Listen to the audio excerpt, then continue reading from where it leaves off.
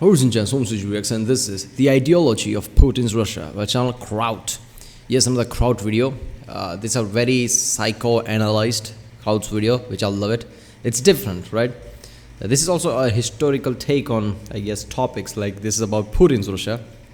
Usually it's about something else like India, China, and things like that.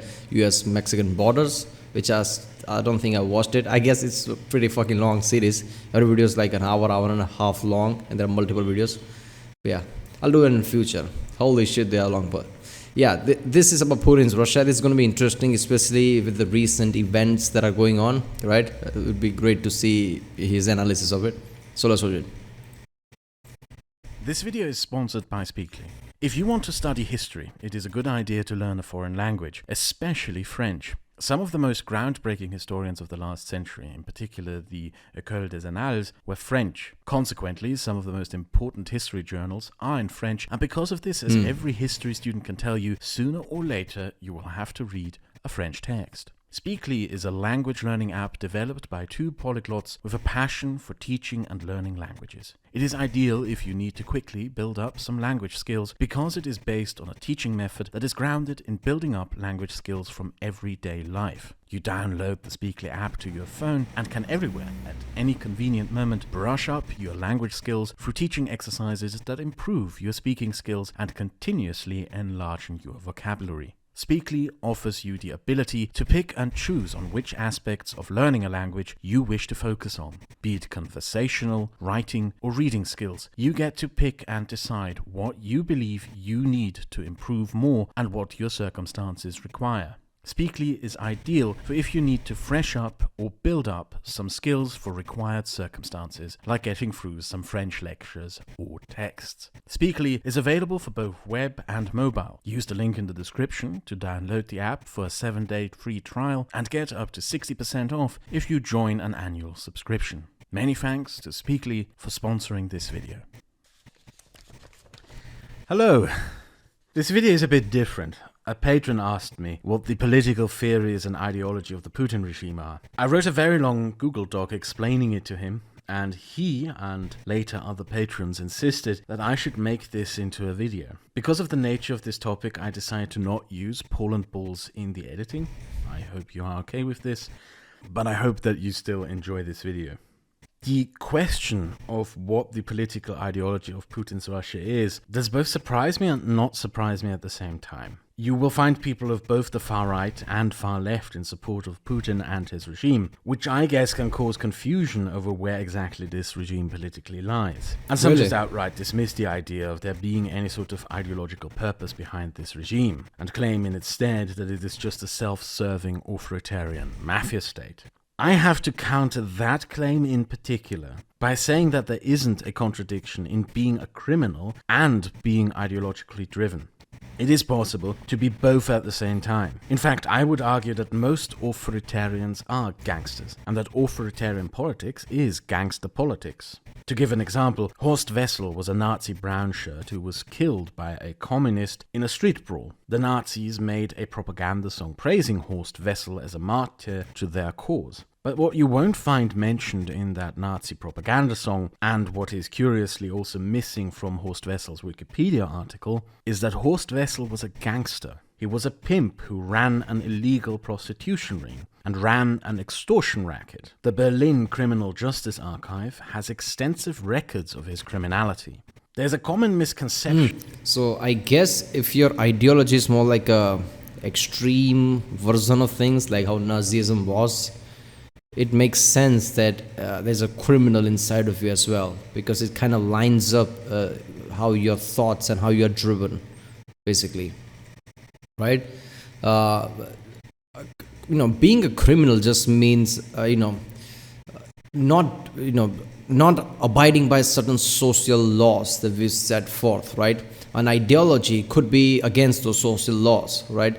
So yeah, of course, somebody is, somebody who's ideologically driven can also be obviously a criminal for that fact, right? And if somebody's ideologically driven like Nazism was, of course, they are going to be criminal at heart somewhat. Otherwise, you can't be driven like that, right? That crime, in particular organized crime, is inherently apolitical.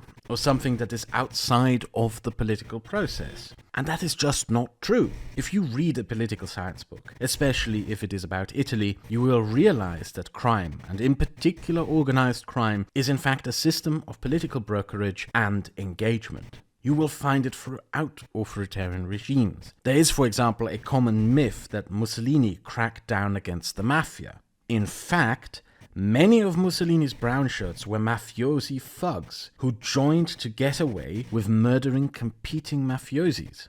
Read any historian who studied Italian fascism, and they will universally tell you that Mussolini's policy on the mafia was not a policy in opposition to criminal violence. It was in fact a policy of gaining a fascist monopoly of criminal violence through applying a divide and conquer policy on the Italian mafia. Stalin was a street gangster. Yeah, I mean, if your ideology goes against what your people's views are, the people you're ruling over, basically, your ideology is against that, obviously the law is going to be for the people, otherwise people will revolt, right? So at that point, your ideology is against that, so of course lots of things you do will be criminalized under those laws, right? So an authoritarian figure, right, trying to divide and conquer, trying to basically suppress people for his own ideological views, will do lots of criminal things and support criminal things, even politically. Kind of makes sense. Ceausescu was a street gangster. Also, many of the collaborators in Nazi-occupied France were originally street gangsters, pimps, and heroin smugglers. And there are many more examples. So to summarize, there is no contradiction between being a criminal and being an authoritarian. Organized crime is just a means of anti-democratic politics. Yeah. With that out of the way, what is the ideology of Putin's Russia? I will try to summarize by using the three most important political thinkers and theorists of the Putin regime. And a spoiler ahead, not one of them is Dugin. Alexander Dugin's influence on what Russia is and has become under Putin is very overrated in the West, but more on that at the end of the video. The three figures are Ivan Ilyin, Lev Gumilev, and Carl Schmitt, with Ivan Ilyin being the most important political philosopher of the current Putin regime. In the speech that Putin gave on Friday, the 30th of September 2022, during a ceremony annexing 4 Ukrainian oblasts, there's one thing that stands out to me, right at the end of his speech. To quote him, "And I want to close with the words of a true patriot, Ivan Ilyin. If I consider Russia my motherland, that means that I love as a Russian, contemplate and think, sing and speak as a Russian, that I believe in the spiritual strength of the Russian people. Its spirit is my spirit, its destiny is my destiny, its suffering is my grief, and its prosperity is my joy." Ivan Ilyin is a recurring feature in the entire political career of Putin. Putin has been citing Ivan Ilyin since the early 2000s. Putin, on several occasions, declared Ivan Ilyin was his favorite philosopher and historian. In 2006, Putin had Ivan Ilyin's body that was buried in Switzerland exhumed and returned to Russia, where he was reburied during a state ceremony at which Putin was present. A year before that ghoulish ceremony, Putin, on his own costs, had the entire Ivan Ilyin archive, which was kept in the United States. Yeah, I mean, it's like on the nose, isn't it? Like you're gonna exhume his dead body now and bring it to Russia, bury it. I don't know, man. States returned to Russia. Ilyin is not just cited by Putin, but by all of his ministers, by the Patriarch of the Russian Orthodox Church, and promoted by several artists, oligarchs, and other prominent figures across Russia. Ilyin is even a core part of the Russian education system. You will find Ilyin's writings and theories taught to Russian kids and youths in high school and university textbooks. In 2017, Russia commemorated the centenary of the Russian Revolution with a series about Trotsky. The series, although centered around the historical figure of Trotsky, is narrated from the perspective of Ivan Ilyin. The message of this film to the Russian public is that the Soviet Union and its history, and in particular the revolution, must be examined and understood through the lens of the writings of Ivan Ilyin. Curiously, the presence of Ivan Ilyin in modern Russian politics is almost completely ignored in the West. In many of the translations of Putin's recent speech, many even just cut out the mention of Ivan Ilyin. Why? I guess many in the West do this because they see citations in politics not worthy of translation. But this is a huge mistake. Ivan Ilyin, evidently, is one of the core influences in Putin's understanding of Russia. Okay, I highly doubt that's the reason. If Ivan Ilyin is that much implemented in everything that is Putin's government and Putin himself, how many times he mentions, why are they ignoring that? Why are they literally not mentioning his name? I don't know. That's just, yeah, the way Kraut just, gave detail about how many times, how many things literally exhumed his body and brought it to Russia and reburied it when he was there. How is this not like, okay, this is like an important figure in Putin's, mind, basically? Why not mention him? Russia, of politics, and of Putin's political beliefs. To understand what the ideology of the Putin regime is, one has to understand and confront Ivan Ilyin. So, who was Ivan Ilyin? And what were his political theories about? I will try to explain in two segments. First, a short summary of his life. Second, a short summary of his work. Ivan Ilyin was born into an aristocratic Russian family. In his early years, he was a Russian reformer who mingled with socialist and liberal reformist groups. Ilyin studied law, and his early work was about abolishing something called Russian lawlessness, and instead establishing a new rule of law. What is this Russian lawlessness? I made an entire video on this, which I will link in the description. To summarize, a legacy of Mongol rule over Russia was the creation of an absolutist Russian state institution that lacked rule of law. It separated Russia from political developments happening in Europe. Yes, I saw that video, the Russian authoritarianism video from Kraut, which was very interesting. He talked about how it separated Russia from every other entity in Europe because of through Mongols. They slowly evolved into this authoritarianism system. So I guess that's what it talks about when there was no common law because of it. And instead set it onto a different path that strengthened authoritarian rule. As a result, rule of law, meaning law as a standard that applies equally to all, and law as a mechanism to hold rulers accountable, never existed in Russia. Law was always just a cudgel used by rulers to enforce their will. And if you were wealthy or powerful enough, you would always stand above the law. This has historically been true throughout the entirety of Russian history since the 1400s. Wait a minute, that is his philosophical take? That is what this guy's philosophical take, and he's the favorite philosopher of Putin? Come on. Many Russian intellectuals have over the centuries debated this legacy. The novelist Dostoevsky despised the West and declared Russia's difference from it to be a mark of cultural superiority, which he called the Russian soul. In contrast, many Russian reformists like Turgenev. Yeah, so basically Ivan Liv, is that the name? How the fuck am I forgetting that easy name? Okay, so basically his first take was, it's Russian lawlessness, there is no Russian law. Basically his main point was there was no singular law to hold anybody accountable. Nobody was above the law, concept didn't exist. That was his problem. That's what he was saying, that there should be a law. And that is Putin's favorite philosopher. But in the recent, history at least, there are many powerful people in Russia who's above the law, right? All the news I hear about it, right? It basically tells me that. So how is he the Putin's favorite philosopher? I don't get that. Isn't that kind of like, I don't know. Began despising what they also called Russian backwardness. Conservatives who argued in defense of this Russian backwardness or Russian lawlessness eventually became known as Eurasianists. There are many words for it: Russian lawlessness, Russian backwardness, or the Tatar yoke. I prefer using the term Russian lawlessness and will continue using it throughout the rest of this video. Ilyin was in his student years a critic of Russian lawlessness, but as the First World War rolled in, he took a dramatic shift in his political beliefs. He had studied Hegel in Germany and became a right-wing political theorist. Ivan Ilyin from there went on to become one of the founding fathers and founding theorists of a completely new political ideology of the 20th century. fascism.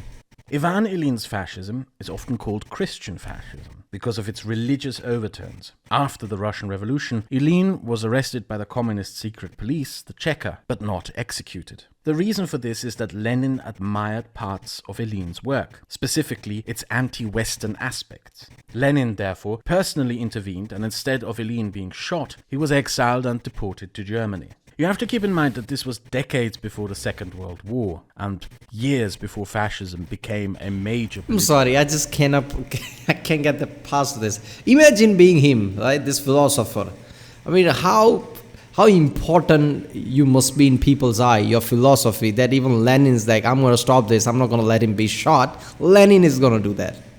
And imagine that, right? It's this kind of Soviet-style Russia. Well, Lenin and all these Soviets are basically, killing czars and their families and whatever. And they're like, oh, no, hold up there.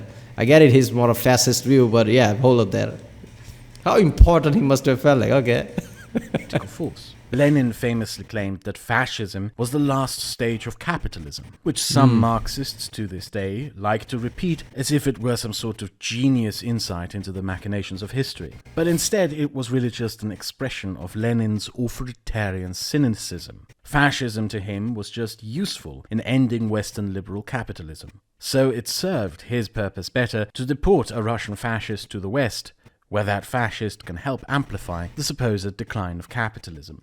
Ivan Ilin spent some years in German exile and eventually moved to Switzerland. Here he continued writing and expanding on his fascist theories, as well as commenting on current events. He believed that Russia was a uniquely innocent nation of God, which was destined to carry forth and fulfill the promise of fascism, that eventually a fascist uprising would overthrow the communists and redeem Russia's innocence. When fascism came to power in Italy first, Ivan Ilin dismayed at this, but never gave up the hope that fascism would eventually come to Russia. When the Nazis invaded the Soviet Union, Ivan Ilin wrote in praise of the Nazi invasion. He believed that the Nazis would dislodge the communists and help fascism rise to power in Russia. When the Nazis started... See, that's the problem I have towards ideologies. Right? Understand the ideology, right? Understand the communism, understand the fascism, why you like it, what's your core point. But how you implement it, how Nazis implemented it, how fucked up they were. Just because of ideology, you're going to overlook everything. Like, I'm going to praise the Nazis because they're bringing fascism or whatever. That's just fucked up. I mean, you're overlooking many things, like how they're implementing it, right? How their views are, how they're bringing the fascism in the first place, right? I mean, just because you can see your core point, that doesn't mean you're going to neglect everything around it. That's the problem. That's why lots of people, if you look centuries after, you see them in very wrong side of a problem. Like, how the fuck were you supporting that? Because they overlooked many things. They just saw one thing, I guess. Losing the war, Ivan Ilin did a 180-degree turn on his previous comments and began praising the Soviet victories over the Nazis, claiming that those victories were actually not communist victories but Russian victories, and that the Russian victory over the Nazis would prove that Russia was still an innocent and morally superior nation of God. After the end of World War II, Ivan Ilin continued writing and advocating for fascism in his Swiss exile. He believed that communist rule of Russia would eventually collapse, and that a fascist state must replace whatever comes afterward, to preserve a Russian empire.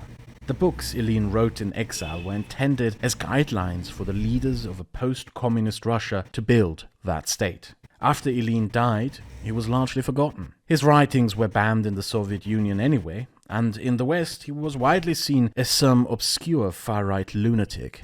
But Ilin emerged after the Soviet collapse, and his books became very popular during the Yeltsin years, and as you saw, became popular among the Russian leadership.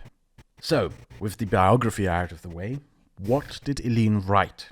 Ilin's fascism is often called Christian fascism because it's found... It is incredible, right? Like, because of World War I, how his whole philosophy changed. I mean, you can disagree with, how he liked fascism, and you don't like fascism. I don't like fascism, right? Most people don't like fascism. But as ideology's core point, you can at least understand why people would think certain ways, right? But he changed his view completely to fascism. He even praised Nazis, like... I mean, how fucked up was World War I? How fucked up was live through that, right? So his whole philosophy changed. Foundation is a reinterpretation of Christianity. Eileen wrote that politics began with God's creation. Through creating mankind, God destroyed the singular truth that was God. Through this, he doomed humanity through the creation of rationality, factuality, desires, and passions, which people may pursue but are unable to gain from them a restoration of the sole and only good, that is God. Eileen's theology, if one can even call it that, breaks with conventional Christian but also Abrahamic theology. By claiming that God's creation was essentially a mistake, Eileen basically claimed that God was fallible, and you will not find that in any conventional Abrahamic religion. In the Abrahamic religious tradition, God is almost always universally seen as infallible. Eileen wrote that it was the duty of mankind to restore God's truth through Christian fascism, and that the country destined to undertake this task is Russia. This is because of the previously mentioned concept of Russian. I like how people are just basically at that point, right? God created everything. God created all this. We should be one with the God, but God created all this, which was a mistake. What the fuck? You just said God is everything. You just said God created. God is literally better than you. You're supposed to worship God. You're supposed to be with God, and then you also say God made a mistake by creating all these kind of things, right? Like he listed there, like at that point forward, you just take a turn where even your, even your take doesn't make sense at that point, right? God made mistake with this. We are supposed to ignore all that and be with God. Like, come on, man. Backwardness. Eileen wrote that Russian backwardness or Russian lawlessness was in fact a blessing. Things like rule of law or state accountability were in fact rationalities and passions that drove people away from God. They were symptoms of a Western degeneracy. And through not having these modern political concepts as part of their society, Russia was in fact a blessed and fundamentally innocent nation, the nation that was closest to God. So to summarize, Eileen believed that Russian lawlessness was in fact a blessing. The concept of an eternal Russian innocence is also a core element of Eileen's writings. Russia, through being blessed by God, was an eternally innocent nation. No crimes and no wrong could ever be committed in the name of Russia, because Russia is the nation of God. It is the duty of all Russians to never question Russia or its leader, and to unconditionally worship Russia. Flaws are in fact positives, and all that Russia does must always be an act of righteousness. As Eileen said, and Putin recently quoted, "If I consider Russia my motherland, that means that I love as a Russian, contemplate and think, sing and speak as a Russian, that I believe in the spiritual strength of the Russian people. Its spirit is my spirit, its destiny is my destiny, its suffering is my grief, and its prosperity is my joy." Because of this, the communist revolution was not a Russian evil. Eileen wrote that communism was merely the ultimate expression of Western degeneracy, that Russia still remained innocent, and that Western Jews and communists had deliberately targeted Russia in an attempt to destroy its innocence. This message, by the way, is reflected in that 2017 Netflix series about Trotsky. The Soviet victory over German Nazism was ultimately evidence of a superior Russian spirituality, and Russia would be destined to resurrect from the ashes of communism through an act of righteous mass violence that would destroy the West and restore the order of God. Mass violence and lawless violence also play a prominent role in Eileen's writings. Eileen saw... See, as a philosopher, right? Philosophy is the whole thing. Like, you're supposed to take something, you're supposed to experience something of the world, take your rational thinking and think something beyond it, right? I guess that's the simplest way I can say it. But when you start to make a wild assumption, like first of all, what he talks about God and Russia and how God's, if you want to be with God, you're supposed to ignore all this rational thinking and all that. You just bring that out of the blue. You just thought of it and that's a reality. How's that a philosophical view at that point? When you invoke God and what God would want and what is true, how you should be with God, how doing this means you're going against God, how is that a philosophy at some point, right? I don't know. So... I can see so when all of the talks of like how Putin hated that communist Russia ended, that's probably not true. If Putin really likes his philosophy, this guy's philosophy, then he probably didn't like communism that much. right? I mean, it was like a tolerable type of thing. But I guess he would have still hated because what came afterwards, he didn't like probably. Maybe he would have liked communism the way communist Russia was. He would like that to change a bit, but not the way it collapsed, I guess. That could have been the thing. Violence, when committed in the name of Russia, as the ultimate good, an act of sacred redemption that would restore the order of God. Lawlessness, in Ilin's view, was a necessary precondition to enable this excess of sacred violence. Ilin also always put any mention of Ukrainians, Georgians, and other nationalities of the Russian Empire into quotes. This is because he believed that these were only sub-nationalities, or parts without any true difference to the larger Russian body national. He called them a fraternal people in God, and any mentioning of Ukraine as a separate national or cultural construct or identity that could act independently of Russia was to be seen as treason against Russia and severely punished. This paints a picture, isn't it? Advocated for inequality. He wrote that the middle classes were the most lowly of all social classes. That is because the middle classes were a symbol of social mobility, and in the one true godly order of good, a society should not have any social mobility. The middle classes ought to be trampled upon, eradicated and destroyed. The ideal citizen of a society was one with no aspirations for social advancement in class or identity, but a vast mass of uneducated peasants obedient to the leader of Russia.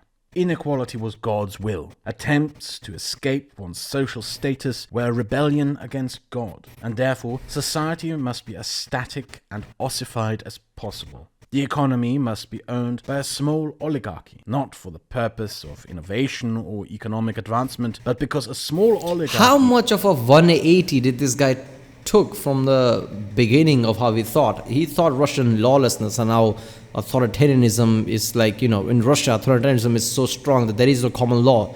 There is nothing that holds any authority figure to any law, right? There's nothing, bound them to that. And now he's literally saying opposite of that. Like that middle class should be this and that, trample on whatever. There is not supposed to be social mobility. Russian authorities, everything. That is what God would want. That is what, like he's invoking God in many thoughts. He just point blank thinks of what God would want and then just going with it. Right? I don't know, man. That's just, whenever you invoke God and just create lots of presumptions, like what is, true way of be with God, or what is God's country, or what would God want. When you start with those presumptions, that just derails really fast, right? We've seen that throughout the history. Like that could turn really bad. Like you're just taking your assumption with literal no basis. You just thought of something and I just said, there you go, it makes sense. It would be easy to control by the leader and could therefore make the economy available to serve the leader in all ways. The destruction of the middle class is also intended to annihilate the idea of any and all political participation. Ilin believed that politics ought to be destroyed for God's divine order to be restored. History must be ended. There were to be no political parties, no parliament, no political organizations. Instead, there should be annual elections, but with no secret ballot, publicly, with only the option of voting for the leader of Russia. In many ways, this ceremony would have been intended as a mockery of elections as carried out in democratic societies. Through the elections being neither open, fair, or in service of any political purpose, the participants essentially surrender their right to political participation and renew that surrender annually through this ritual. Ilin obsessed over the idea of a Russian redeemer, especially after the communist takeover of Russia. He prophesied that eventually, from the ashes of communism, a great and powerful Russian man would emerge. This man would be masculine, powerful, dedicated to God, and in the words of Ilin, the living organ of Russia and the instrument of its self-redemption.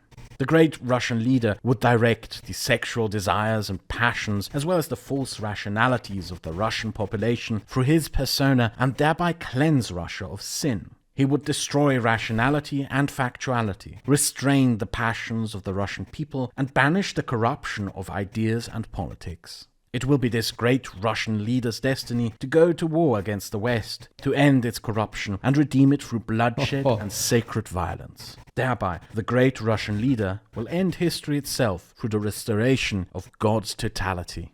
This is an outline of what Eileen. So I guess Putin thinks he was talking about him, a horse riding superhero, apparently. Damn, now it really makes sense, right? I mean, this guy really took 180 and his, all the philosophy. It's fucking incredible. But yeah, you know what, people? I'll do the second part tomorrow. It's already 30-minute mark. But yeah, this is a really interesting video so far. It's just epic how, just make how is West not mentioning this guy, Ivan Eileen, even though it just paints perfect picture of how Putin thinks and how Putin likes him. It just makes sense. Like, look at how his views were by the end, right, when he took his 180, and how Putin thinks now, how Putin, literally talks about him all the time, right? He exhumed his body, brought it to Russia, and how is, West literally ignore talking about him. I don't get that. Like, that's a really grave error, right? I mean, Kraut just basically researched this and just came up with a great video, right?